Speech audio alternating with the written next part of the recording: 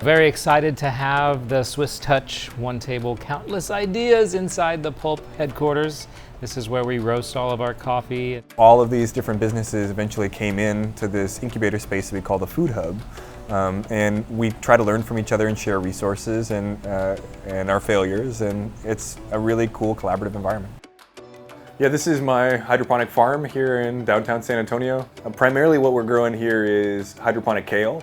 It's a pretty delicious product. We have a specific light ratio, we have a specific nutrient recipe that we end up giving it, and as a result, it makes some really delicious, tender kale.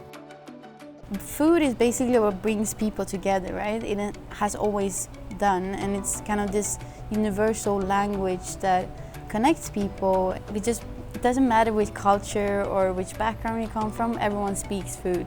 The Swiss government is spending yearly a little bit more than 33 million US dollars on international agricultural research.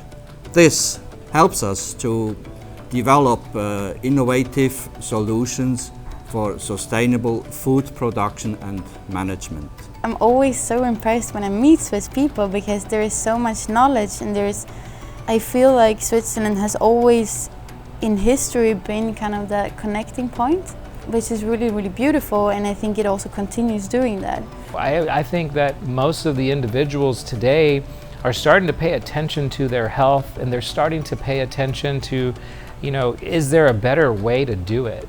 If the supply chain is brittle because we haven't adjusted to climate change, for example, or if we're overpopulated, or if our soils are depleted, or if our oceans are overfished, then an important part of life that provides a stable resource for all of us goes away. And so we think that innovative approaches can solve those problems before they become dire. So we often think of innovation in the technological aspect, but there's more to innovation than that. There's maybe new ideas even, new way of doing things, and that's the approach that we're taking with regenerative agriculture, that we take care of the soil and then it takes care of the land and the animals and the people and everything. So when we talk about urban farming, when we talk about eating on a local, seasonal platform which reduces our carbon footprint, it's a movement worldwide that I think communities are reaching towards because it is a more sustainable way for the future.